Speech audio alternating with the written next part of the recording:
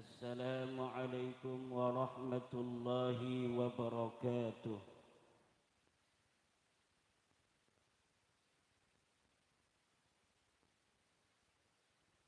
الحمد لله الملك الحكيم الجواد الكريم العزيز الرحيم، فالطريق إليه واضح للقاصدين، والدليل عليه لائخ للناذرين، والصلاة والسلام على سيدنا محمد وعلى آله وأصحابه الطيبين الطاهرين. يا حي يا قيوم، يا حنان يا منان، يا ديان يا سلطان، يا ذا الجلال والإكرام. أما بعد، فيا أصحاب الفضائل، حضرات المكرمين، para alim, para ulama, para kiai, para kesepuhan, wabil khusus guru kita bersama dari Demak, Al-Alim, Al-Allama, Ad-Da'i ilallah, Syekh Hadi Ad-Demaki, Sahibil Bait, Ki Ageng Sopoyono Dipuro, mudah-mudahan Allah berkahi umurnya, Allah tambahkan segala karunia-Nya. Guru kita bersama Kiai Muharrar dari Demak, ini yang viral ini. Kiai Bendo dari Grobogan, Kiai Riyad Musaffa dari Sragen, para kiai-kiai yang lain yang hadir banyak sekali.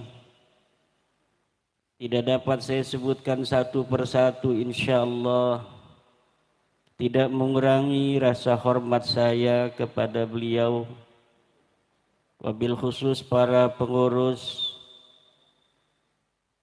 PCNU Kabupaten Grobogan,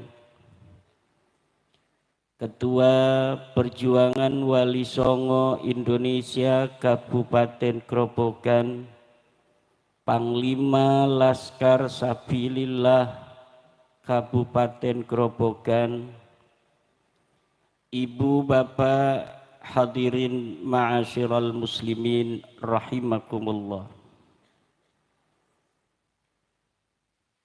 Dengan keberkahan baginda Nabi besar Muhammad sallallahu alaihi wasallam,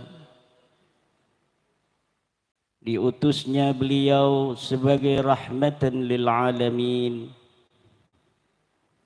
menyebarlah agama Islam dari mulai Jazirah Arabia yang tandus dan gersang, menyebar melalui para pewaris-pewarisnya yang salah satunya malam hari ini kita hauli baginda Sayyidina Syekh Abdul Qadir Al-Jailani radhiyallahu anhu wa qaddasallahu sirrah. Mudah-mudahan dengan kita menghauli hadir di pondok yang mulia ini, Allah memberikan imdad kepada kita sekalian min asrari Sayyidi Syekh Abdul Qadir Al-Jailani. Beliau bergelar banyak sekali. Para ulama menggelari beliau Al-Bazul Ashhab, Garuda Hitam, Beliau juga digelari dengan Sultanul Aulia, rajanya para wali. Beliau juga digelari Qutbu Baghdad, kutubnya kota Baghdad. Beliau juga digelari Tajul Arifin, mahkotanya para ahli-ahli ma'rifat billah. Beliau juga bergelar Muhyiddin, yang menghidupkan agama Allah. Beliau diberi gelar sebagai Al-Bazul Ashhab, Garuda hitam, karena beliau gagah perkasa. Beliau gelar Sultanul Aulia karena beliau adalah rajanya para wali. Maka dulu orang Jawa menyebut Garuda itu dengan raja wali. Al-Bazul Ashhab itu adalah gelar untuk baginda Sayyidi Syekh Abdul Qadir Al-Jailani, yang artinya adalah raja wali. Sultanul Aulia adalah Syekh Abdul Qadir Al-Jailani dan raja wali adalah Syekh Abdul Qadir Al-Jailani.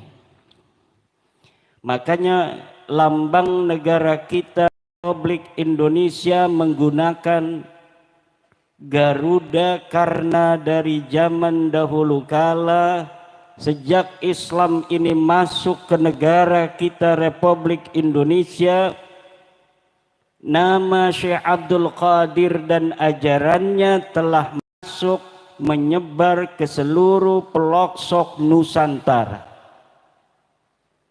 Beliau bergelar dengan Tajul Arifin, mahkotanya para ahli ma'rifat billah. Al-Arif billah, orang yang mengenal Allah. Apa arti daripada Al-Arif billah? Al-Arif billah, kalau kita melihat Presiden Prabowo punya ajudan Mayor Teddy, itu Mayor Teddy Al-Arif bi Prabowo. Prabowo sebagai presiden atau sebelum jadi presiden, waktu itu mau masuk ke mobil, mengerti Mayor Teddy langsung membukakan pintu mobilnya. Ketika Jenderal Prabowo sedang ada di luar ruangan, agak panas ini matahari, tanpa diperintah Mayor Teddy langsung menyiapkan payungnya.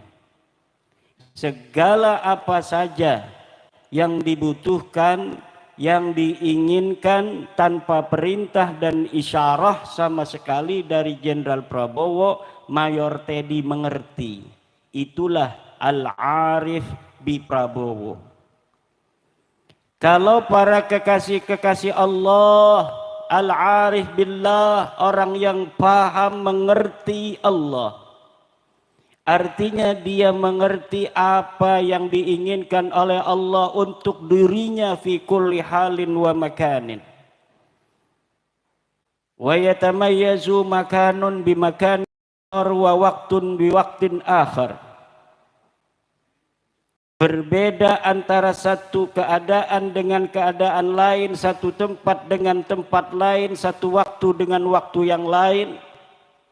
Wa fi jami'i dzalika al-arif billah ya'rifu bi anna Allah yuridu syai'an wa huwa ya'rifu dzalika syai'a. Orang yang ma'rifat billah, dia tahu apa yang diinginkan Allah. Orang yang belum al-arif billah, kalau dia waktunya adzan Allahu Akbar, maka orang ahli fikih tahunya itu dia harus sholat pada saat itu. Mau ada tamu, mau apa, keadaan apapun sesuai dengan faqih, sesuai dengan syariat, dia harus salat. Walakinnal 'arifa billahi subhanahu wa ta'ala, tetapi orang yang sudah ma'rifat billah, dia bertanya di dalam hatinya, istafta qalbahu, mada yuridullahu alaihi fi dhalikal waqti. Orang yang ma'rifat billah akan bertanya di hatinya, apa yang diinginkan Allah kepadanya ketika itu. Apakah langsung sholat karena sudah adzan, atau tetap dengan tamu yang sedang duduk bersama dia. Al-arif billah subhanahu wa ta'ala melakukan segala hal adalah dengan segala pengenalannya yang tiada tara kepada Allah. Berbeda dengan orang yang masih faqih, maka dia berjalan ala dhawahiri syariah. Tetapi antara dhawahiru syariah wa bawatinuha ini harus berjalan senada dan seirama, seiring dan sejalan. Man tafaqqaha wa lam yatasawwaf faqad tafassaqa, wa man tasawwafa wa lam yatafaqqah faqad tazandaqa, wa man jama'a bainahuma faqad tahaqqaqa.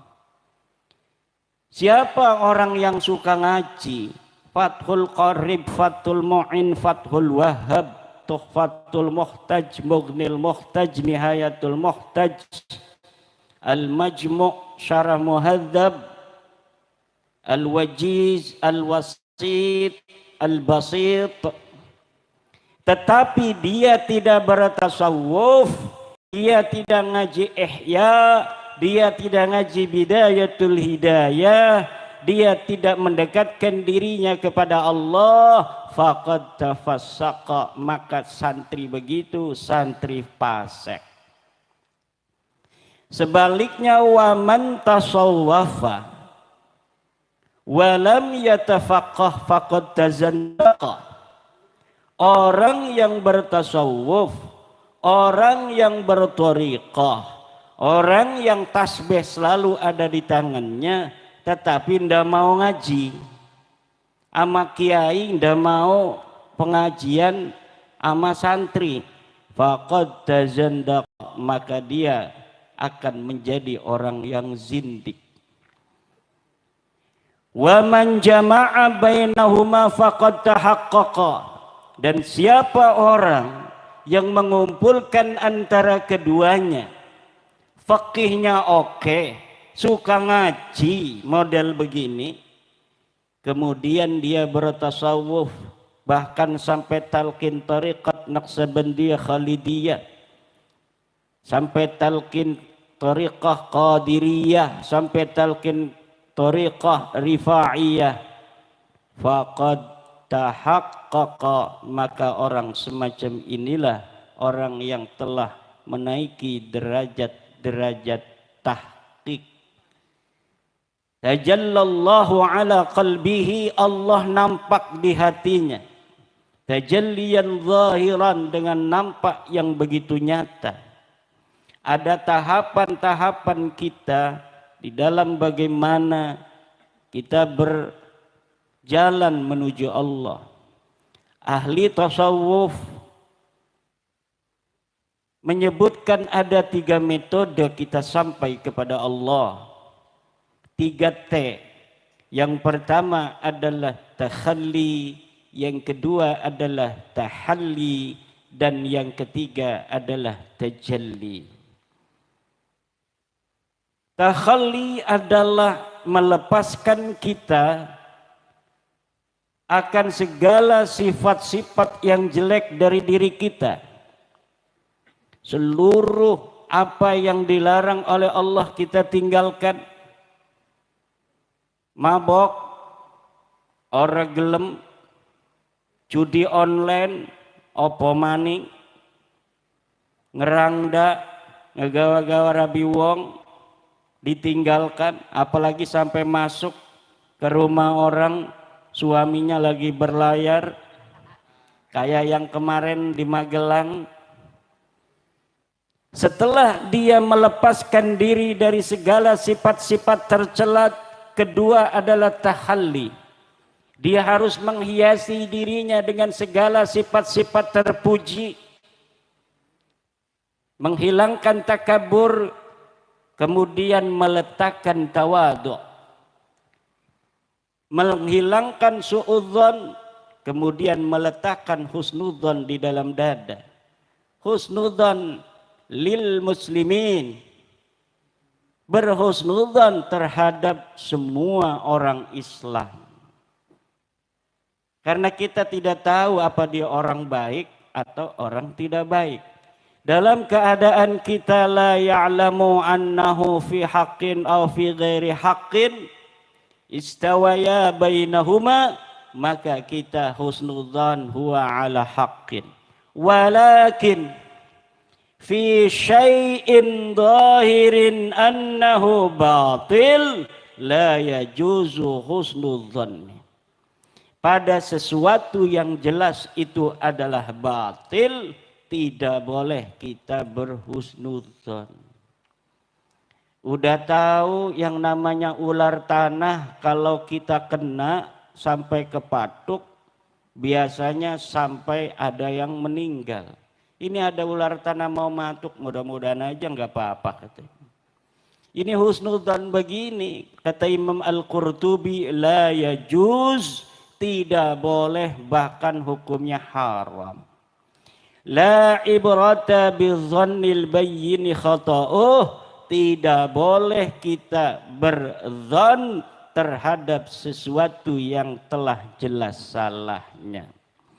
Setelah tahalli, kita hiasi diri kita dengan sifat-sifat terpuji. Yang ketiga adalah tajallillah subhanahu wa ta'ala ala qulubina. Allah baru akan nampak di dalam hati kita.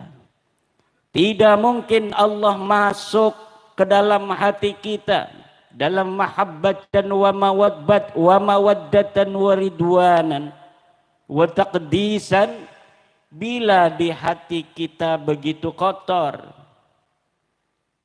Karena tidak mungkin sesuatu benda, ruangan di dalamnya itu bersatu yang negatif dan positif. Tidak betah sesuatu yang positif apabila bersama dalam satu ruangan dengan yang negatif. Maka ketika sudah begitu banyak kita berhias diri dengan hiasan-hiasan akhlak yang baik, maka barulah tajallillah subhanahu wa ta'ala ala qulubina tajalliyan zahiran. Inilah yang diajarkan oleh Syekh Abdul Qadir Al-Jailani radhiyallahu anhu, yang malam hari ini kita khauli. Beliau wafat 561 Hijriah. Beliau satu masa dengan Sohib Mirbat Ba'alawi, kalau benar ada orangnya. Sohib Mirbat itu katanya wafatnya 556 Hijriah katanya. Syekh Abdul Qadir wafatnya 561, bedanya cuma 5 tahun. Dan beda yang lainnya adalah ketika dicari di dalam kitab-kitab sezaman, adakah orang yang mencatat Syekh Abdul Qadir? Ada. Orang yang mencatat Sohib Mirbat katanya hidupnya bareng dengan Syekh Abdul Qadir, tidak ada.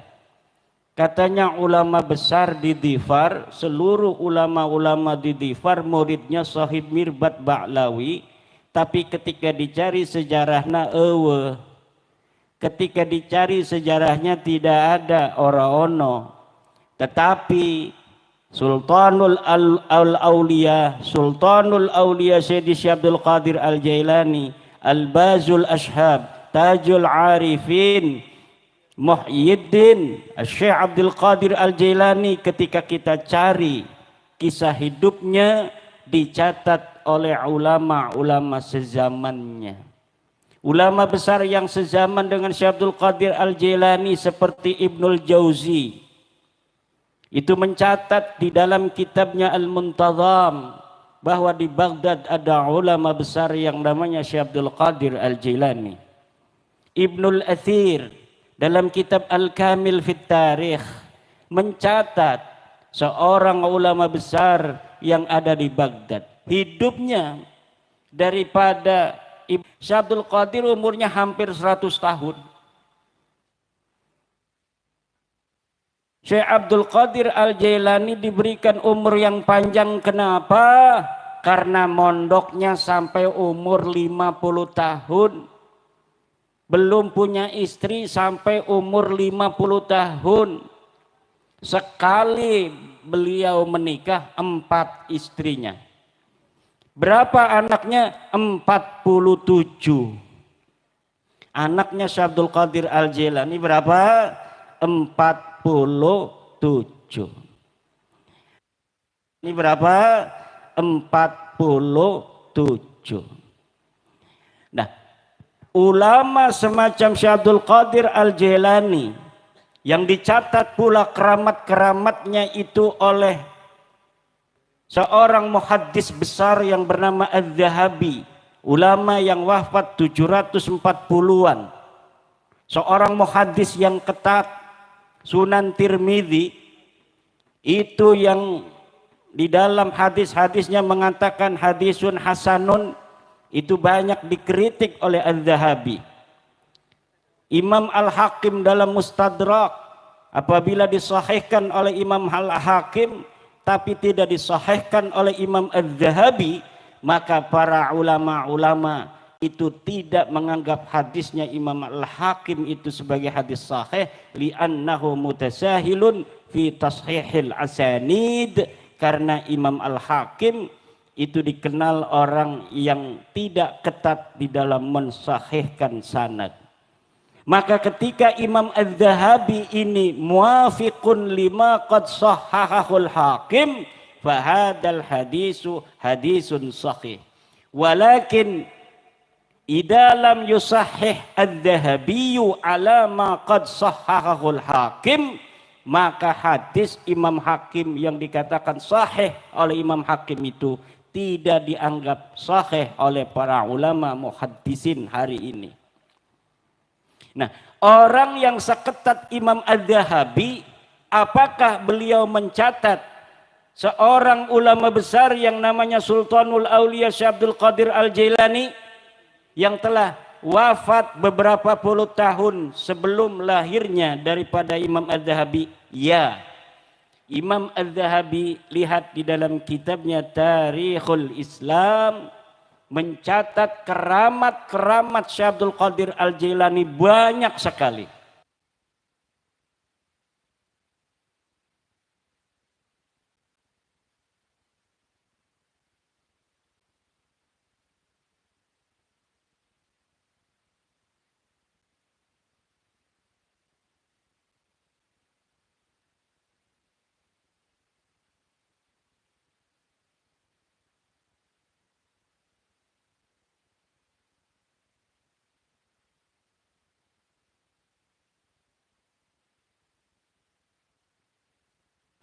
Berdasarkan riwayat dari murid-murid Syafat.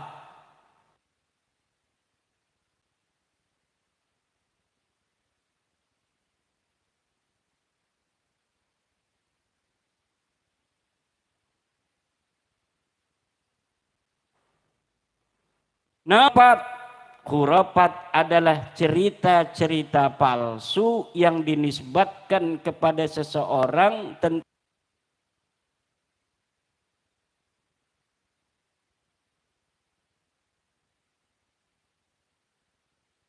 keramat-keramat yang tidak pernah terjadi. Dan omongan saya ini bisa dipertanggungjawabkan secara ilmiah. Apa artinya dipertanggungjawabkan secara ilmiah? Artinya kalaulah tokoh Syekh Abdul Qadir Al-Jailani ini mempunyai karamah, mana dalilnya? Dalilnya ada kitab Tarikhul Islam yang ditulis seorang muhaddis yang ketat yang bernama Syamsuddin Al-Dhahabi yang wafat 740 Hijriah. Kalau misalnya ada orang yang mengatakan faqih muqaddam itu mempunyai keramat mi'raj sampai 70 kali sehari, mana dalilnya? Dalilnya mentok dengan apa yang diriwayatkan beberapa ratus tahun kemudian dari kitab anak cucunya saja, tidak diverifikasi dan dikonfirmasi oleh kitab ulama-ulama mu'tabar selain dari keluarganya. Jadi bukan hanya bab nasab yang tidak terkonfirmasi, saudara, tetapi tentang cerita-cerita keramat itu pun tidak bisa dikonfirmasi. Kalau misalnya hari ini kita tahu makamnya Sunan Gunung Jati di Cirebon, itu tercatat. Bahkan setiap generasi mencatat dengan peta. Di sini makam Sunan Gunung Jati, di sebelahnya makam istrinya, di sebelah tingkat bawahnya itu makam para pangeran yang lain dan sebagainya. Itu ada catatannya. Tapi ada makam-makam yang sekarang itu diatribusikan sebagai makam karamah, tetapi makam karamah itu mentok sejarahnya sejak orang yang membangun makam itu saja tidak ada sejarah sesuai dengan tahun di mana dikatakan orang itu wafat. Misalnya makam Ubaidillah dari Ba'alawi. Makam Ubaidillah dari Ba'alawi yang sekarang banyak dijarahi orang itu di Tarim. Apakah betul makam itu makam Ubaidillah yang wafat 383 Hijriah? Adakah ulama-ulama yang menyatakan dalam kitabnya bahwa di tempat itu dulu ada seorang yang bernama Ubaid yang wafat 383 dan dikuburkan di sana? Tidak ada. Sampai anak cucunya 550 tahun kemudian mencatat bahwa leluhurnya bernama Ubaid dimakamkan di tempat itu. Maka ibu-ibu insya Allah tidak salah ikut haul Sayyidi Syekh Abdul Qadir Al-Jailani. Kenapa? Makamnya yang ada di Baghdad sekarang dicatat sejak Syekh Abdul Qadir Al-Jailani wafat pada hari itu.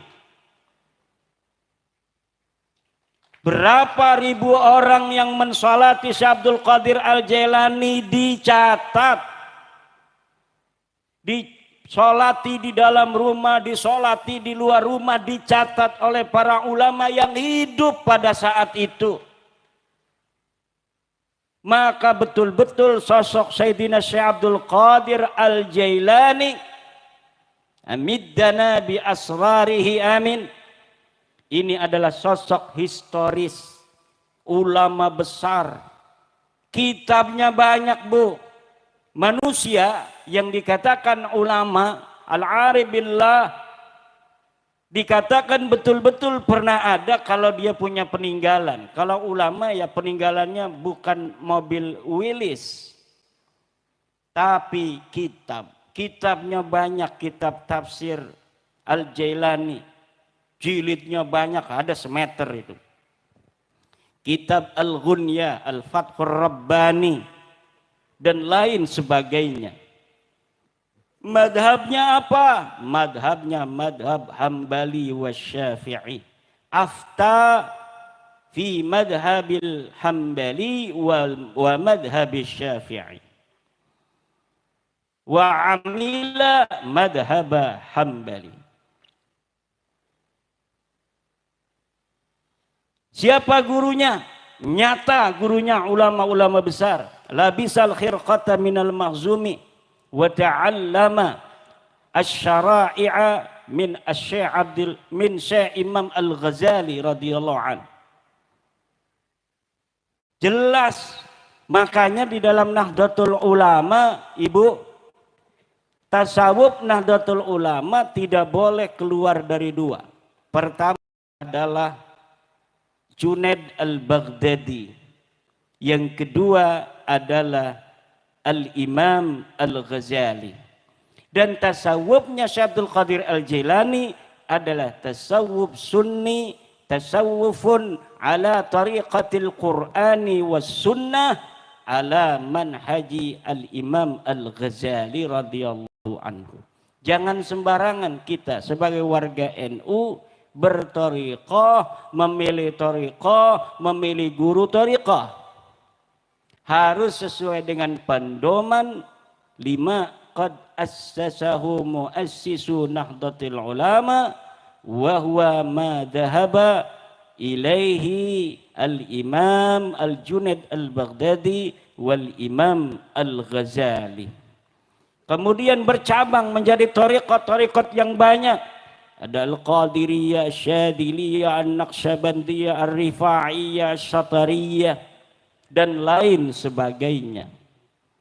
Dan malam hari ini adalah malam di mana Allah memilih kita untuk mendapatkan keberkahan bersama Ki Ageng Sopoyono. Susah namanya Ki Ageng Sopoyono ini. Bersama Ki Ageng Sopoyono dan keluarga besar Pondok Pesantren ini, mudah-mudahan Allah memberikan kita keberkahan. Saya berdoa ini ibu-ibu jadi banyak duitnya. Yang paling utama orang itu harus banyak duitnya, betul? Urusan yang lain gampang. Yang paling pertama kita berdoa, manusia harus banyak duitnya. Supaya bisa beli beras, supaya bisa beli minyak, supaya bisa beli uduk, supaya bisa beli nasi kucing. Kenapa?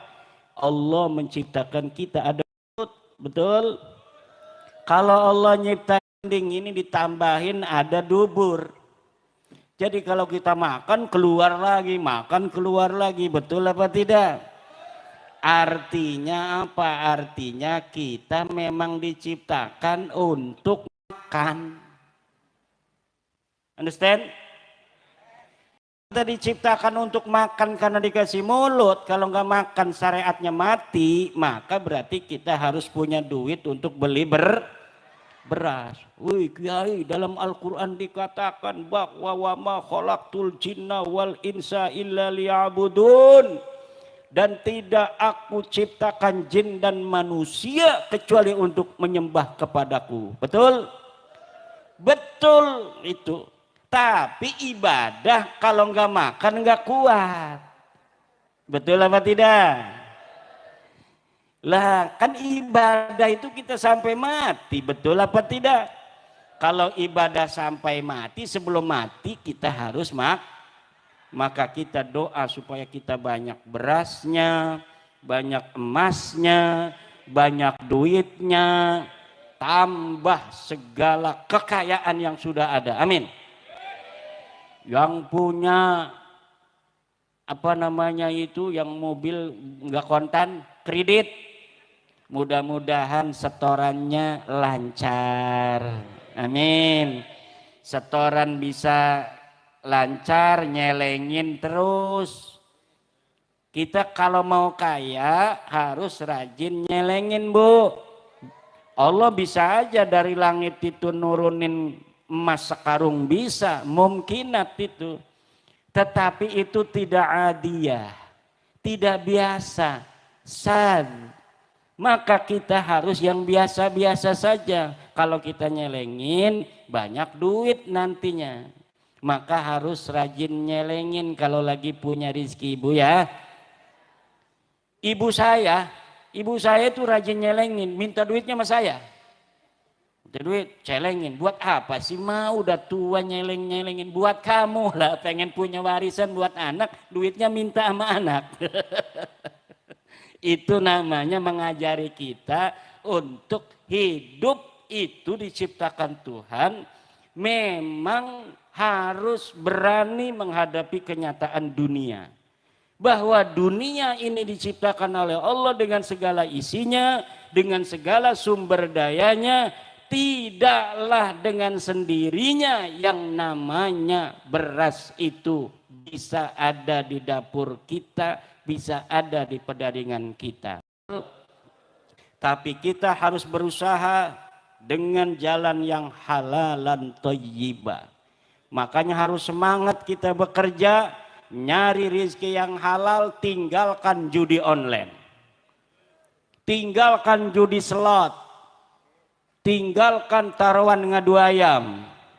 Ini pakai pakaiannya PWI, gambarnya besar Perjuangan Wali Songo, megangnya ayam jago.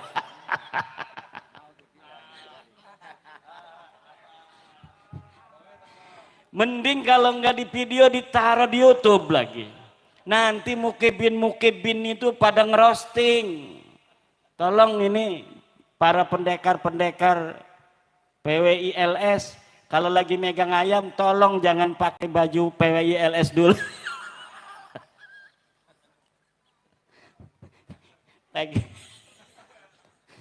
Pakai ayam jago, ngadu jago pakai kaosnya PWI LS.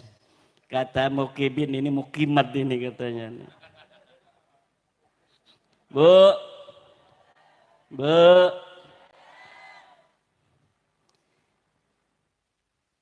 Karomah Syekh Abdul Qadir Al-Jilani radhiyallahu anhu itu di dalam sebuah kitab dikatakan, siapa orang yang datang ke majlis beliau, ini majlis beliau nih sekarang, karena ini haulnya daripada baginda Sayyidi Syekh Abdul Qadir Al-Jilani, maka beliau akan menyelamatkan semua orang-orang yang berada di majelisnya walaupun dia tidak tahu.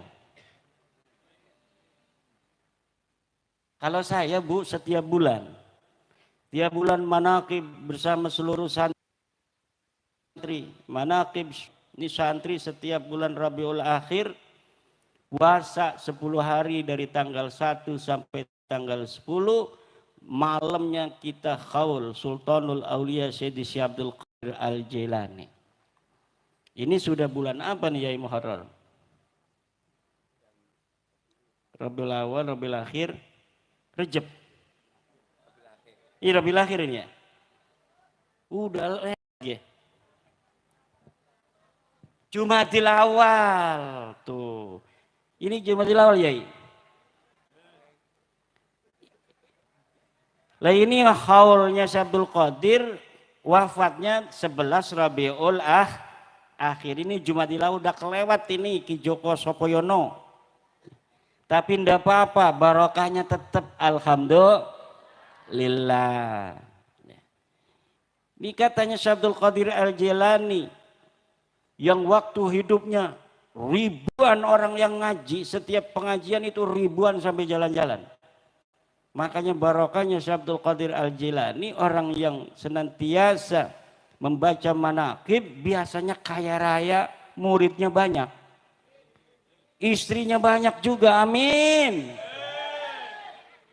amin. Bu, kalau ada suami kaya raya, ibu punya suami kaya raya, istrinya 4, mau? Sekarang istrinya 1 ya, tapi duit nggak punya. Sekarang mau dikasih sama Allah, hei ibu, kalau kamu siap, suami kamu akan saya beri kekayaan yang banyak, tapi biarkan dia punya istri 4, mau nggak? Nggak mau juga, gimana urusannya? Kata Allah, udahlah kamu mah miskin aja. Kiai, gimana Kiai ini?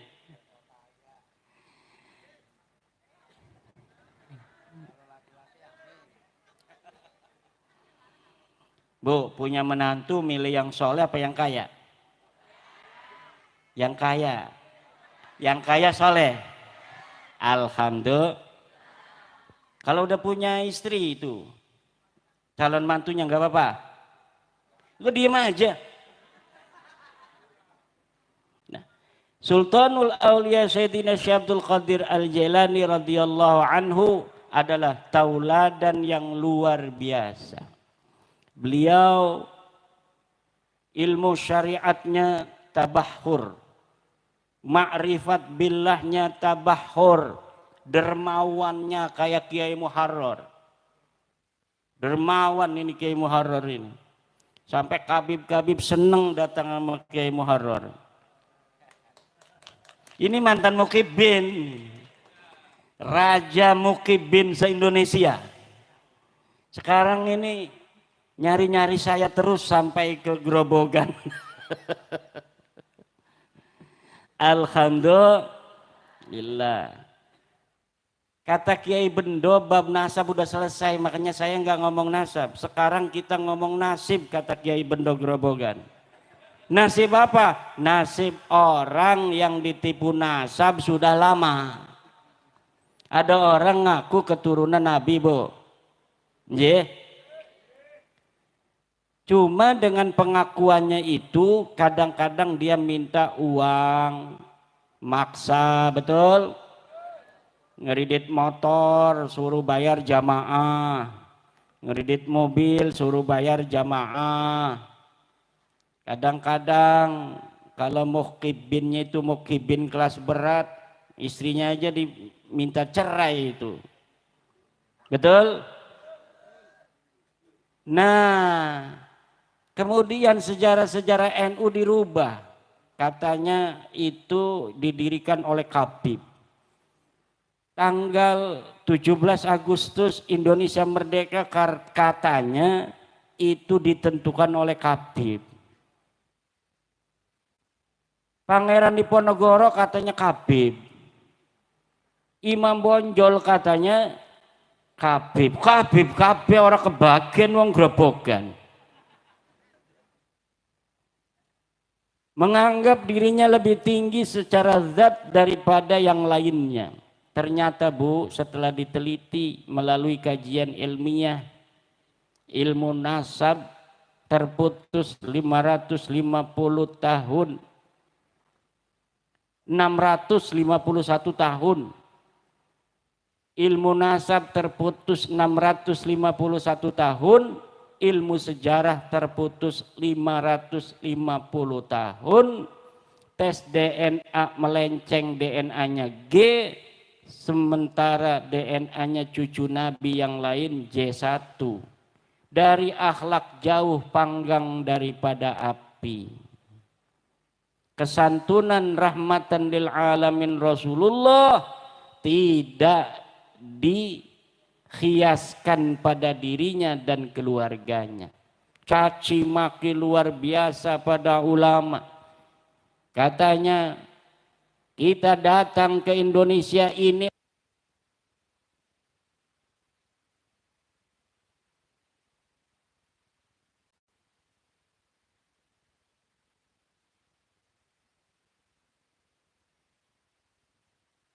untuk mencetak para kiai.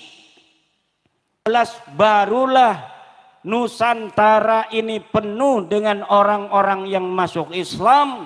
Dengan perjuangan Wali Songo, dengan perjuangan Wali Songo Indonesia.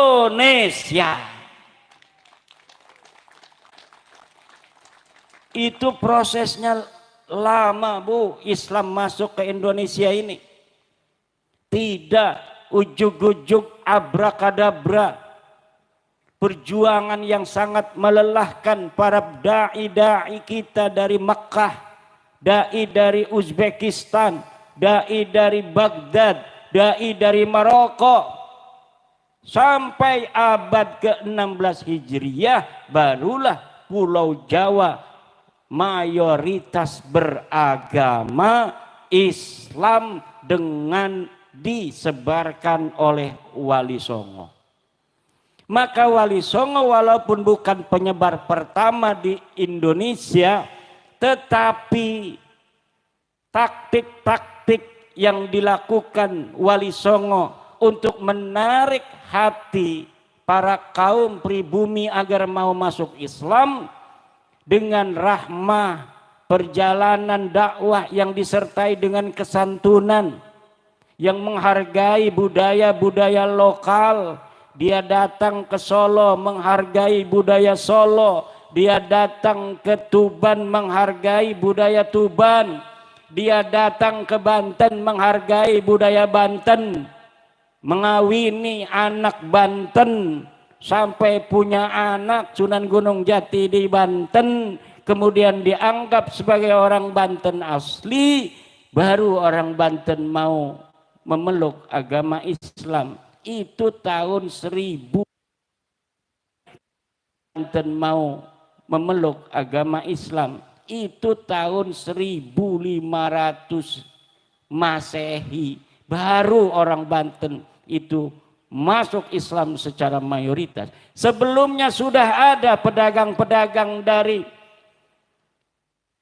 mana itu daerah yang jauh itu di Afrika, di Maroko, yang dari Uzbekistan, dari Jordan, dari Mekah, dari Gujarat dan lain sebagainya. Tapi tidak semasif ketika disebarkan Islam dengan metode dakwah yang terstruktur, metode dakwah Wali Songo yang menghargai kearifan lokal. Baru para raja dan para masyarakat Indonesia mau masuk agama Islam. Jadi makanya PWI terbentuk itu ingin mengambil kembali ruh perjuangan daripada Wali Songo untuk dijadikan sebagai prototipe Islam yang sesuai dengan Nusantara. Islam yang dulu disebarkan penuh cinta kasih sayang, menghargai perbedaan. Yang belum mau masuk agama Islam waktu itu dihormati, dimuliakan. Sehingga kemudian muncul kesadaran untuk masuk sendiri. Tidak ada Islam disebarkan dengan pedang di Nusantara itu. Semuanya disebarkan dengan cinta dan kasih sayang. Disebarkan kemudian di seluruh Nusantara. Dan hari ini hampir 90% orang yang ada di Indonesia dari 270 juta semuanya beragama Islam. Ini perjuangan Wali Songo. Ada orang yang mau kemudian merubah Islam di Indonesia untuk dicerabut dari akar budayanya sama sekali dengan budaya Nusantara leluhur kita yang luar biasa. Mewariskan peradaban adiluhung. Leluhur orang Grobogan ini orang-orang yang besar, peradaban tinggi. Lihat saja hari ini Padepokan Kisopoyono, ini begitu indah. Ini adalah warisan dari nenek moyang kita. Coba lihat Borobudur, Bu. Bu. Di Klaten banyak itu candi-candi. Di Magelang. Kemudian Prambanan, Roro Jonggrang. Ini adalah menunjukkan bahwa leluhur kita di masa lalu bukanlah leluhur kelas pitik, tetapi leluhur kelas ayam Bangkok.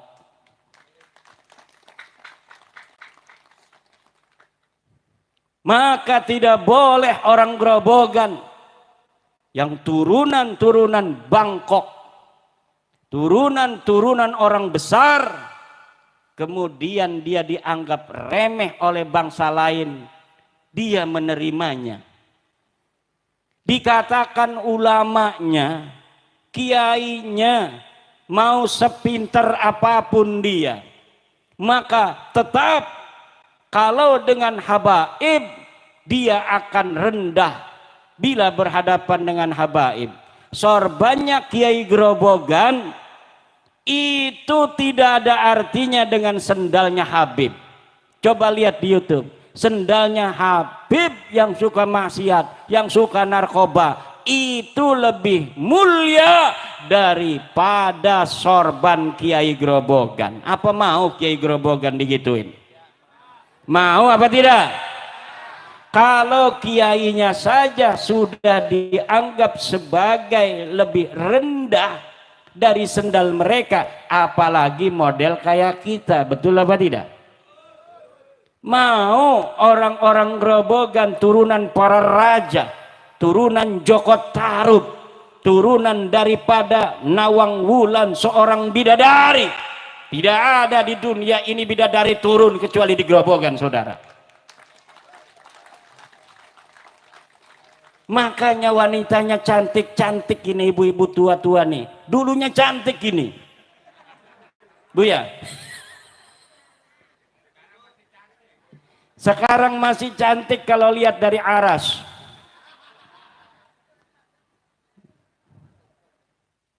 Masa iya turunan Joko Tarub, turunan Nawang Wulan, orang-orang besar, itu syarif, itu turunan Nabi, itu Joko Tarub.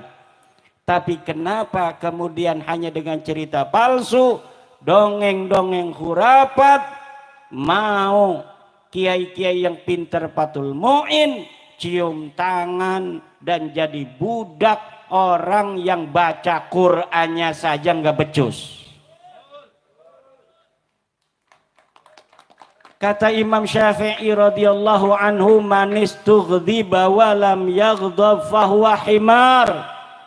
Manistughdiba falam yaghdab fahuwa himar. Manistughdiba falam yaghdab fahuwa himar. Siapa orang yang seharusnya dia marah tapi dia tidak mau marah, fahuwa himar, maka dia adalah seekor keledai. Orang Grobogan keledai apa orang? Keledai apa manusia? Walaqad karramna bani Adam. Kata Allah, sungguh aku telah muliakan seluruh anak Adam. Anak Adam ini sama, saudara-saudara. Kita semua bersepupu, turunan Nabi semua kita dari Nabi Adam. Ibu kita Hawa sama nenek kita Hawa semua. Tidak ada orang Grobogan dengan orang Seragen beda neneknya, enggak ada. Semuanya cucu dari Nabi Adam dan Ibu Hawa.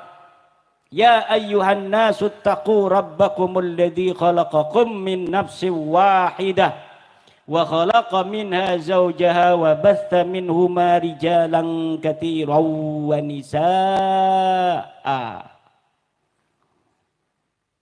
Apa terusnya, Kiai? Wattaqullaha alladzi tasaaluna bihi wal arham. Ya ayyuhan nas, hei orang-orang Grobogan, ittaqu rabbakum, takwalah kalian semua kepada Tuhan kalian. Alladzi khalaqakum min nafsin wahidah, yang telah menciptakan kamu dari satu orang. Siapa satu orang? Kata Syekh Nawawi, ay min abikum Adam, dari ayah kalian Nabi Adam. Wa khalaqa minha zawjaha, dan Allah ciptakan dari Nabi Adam zaujaha, istrinya. Kata Syekh Nawawi, ay ummakum Hawwa'a, yaitu ibu kalian Nyai Siti Hawa.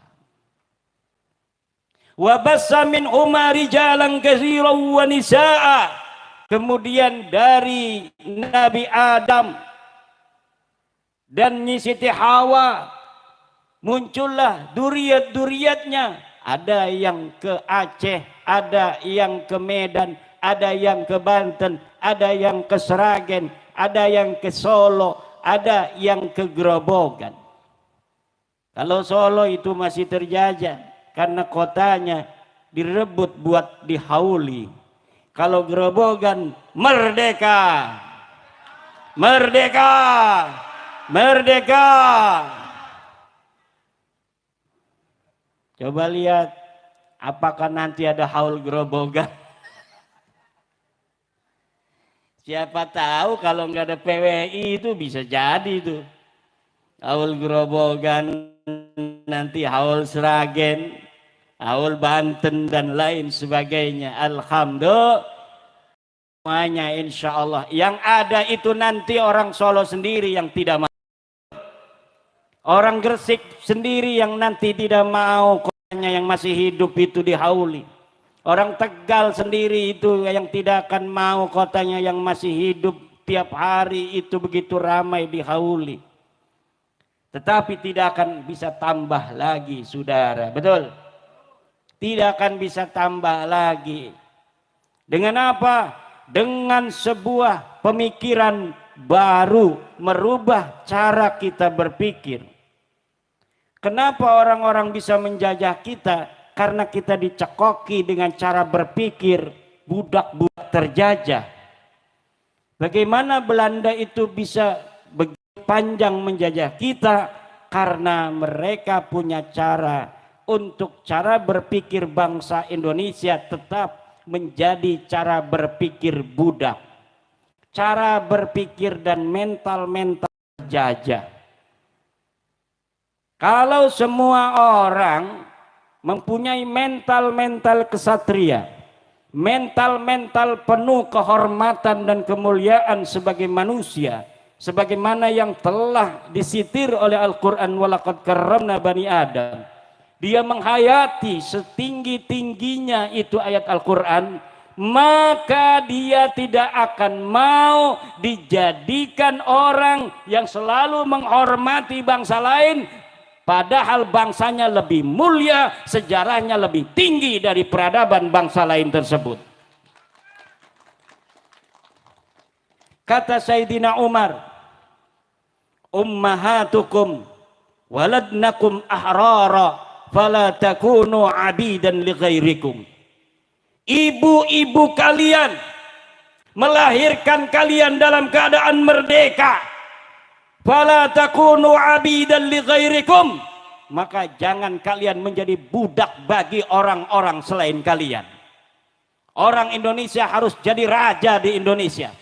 Orang Indonesia bukan hanya menjadi tuan rumah di Indonesia, tapi orang Indonesia yang harus menjadi raja di Indonesia. Orang lain boleh hidup di sini silakan, tetapi harus siap jadi budak-budak orang Grobogan. Harus siap jadi budak-budak orang Indonesia. Harus siap jadi budak-budak orang Nusantara. Kalau kalian datang kemari ke tanah kami, kami akan hormati. Tapi kalau kalian ingin menjadi tuan, nanti dulu. Karena setiap hutan ada harimaunya. Setiap hutan ada harimaunya. Setiap hutan ada harimaunya. Kalau kalian merasa sebagai harimau, kalian harus bertarung dulu dengan harimau-harimau Nusantara. Jika sebuah hutan tidak ada harimaunya, maka bebas harimau-harimau mana saja untuk menguasai hutan tersebut. Jika Grobogan tidak punya lagi putra-putranya, silahkan orang lain menjajah Grobogan, menghauli kotanya. Tapi selama Grobogan ini masih ada putra-putra yang akan menyayangi dan menjaganya, orang bangsa lain tidak bisa untuk menguasai kehormatan, kemuliaan di atas orang-orang Grobogan. Ini yang harus ditanamkan pada putra-putri kita. Kalau tidak, maka suatu hari, suatu saat, mereka walaupun tidak datang dengan tentara, dengan senjata, hanya dengan manipulasi data dan sejarah akan bisa menguasai kita. Manistughdiba walam yaghdab fahuwa himar. Siapa orang yang seharusnya marah tapi dia tidak mau marah, maka dia hanya seekor keledai. Dan kita bukan keledai, kita putra-putra Raden Wijaya, kita putra-putri Hamengkubuwono, kita putra-putri Pangeran Diponegoro, kita putra-putri KRT Sumodiningrat, kita putra-putri dari Joko Tarub dan Nawang Wulan. Kita putra-putri orang besar, dan sampai kapanpun kita akan menjadi besar, dan selama-lamanya kita yang akan menjadi raja di Nusantara ini oleh putra-putri Nusantara sendiri. Jika hal-hal yang semacam ini dianggap remeh, siapkan anak-anak cucu kalian menjadi budak-budak bangsa lain di suatu waktu, di suatu saat. Kenapa dulu orang tua kita pernah dijajah? Ini yang harus kita pelajari.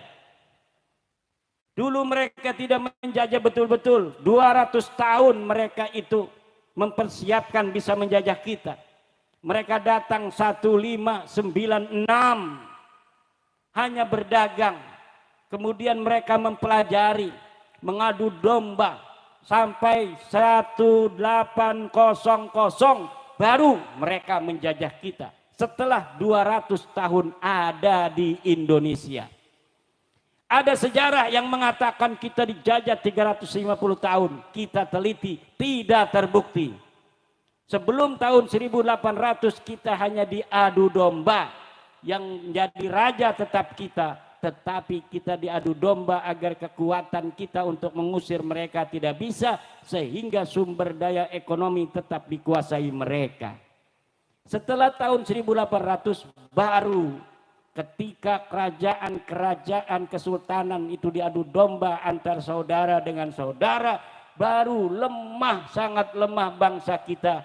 Karena sebagian ada yang tetap dimuliakan oleh penjajah, sebagian lagi diinjak. Kemudian yang dimuliakan ini, hari ini mereka semua menyesal dengan apa yang telah mereka lakukan di masa lalu.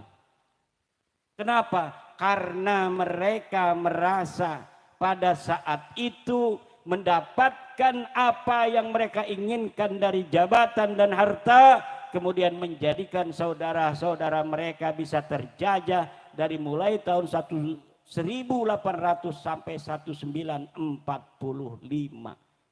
145 tahun kita dijajah, betul-betul dijajah.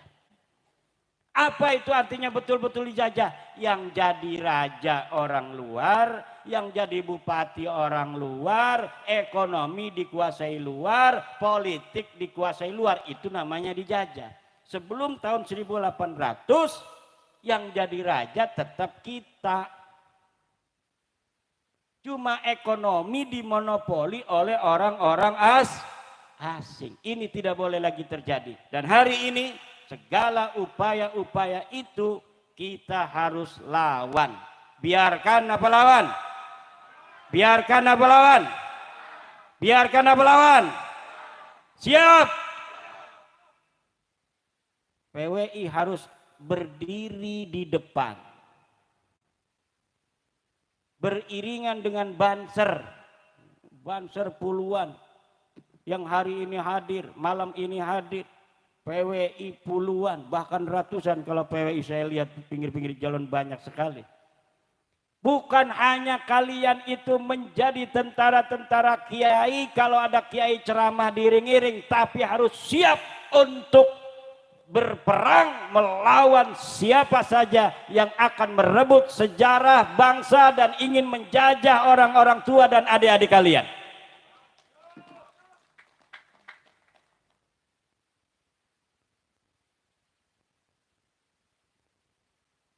Ini bapak-bapak pada melongo ini belum ngopi. Ini belum ngopi. Kalau saya banyak, cuma nggak sempet ini. Banyak sekali, ada anggur, ada jeruk, ada cap kaki 3, ada aqua, ini degan, wis luar biasa. Tadi nggak dikasih apa-apa sama Ki Joko Yono. Ki Sopo Yono. Mudah-mudahan kita doakan Ki Sopo Yono banyak rizkinya. Luar biasa ini, luar biasa, Masya Allah. Barokah Sayyidi Syekh Abdul Qadir Al-Jilani radhiyallahu anhu. Ini sudah jam 12:05.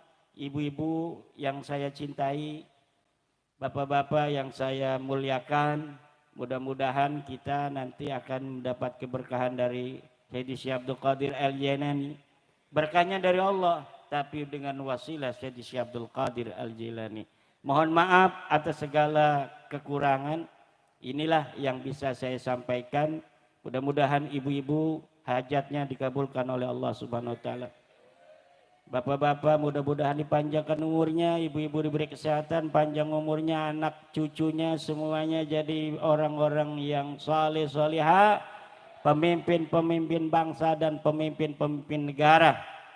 Ada yang jadi presiden, insya Allah yang hadir di sini nanti anak cucunya ada yang jadi presiden Indonesia, ada yang jadi menteri, ada yang jadi kiai, ada yang jadi PWI, ada yang jadi banser.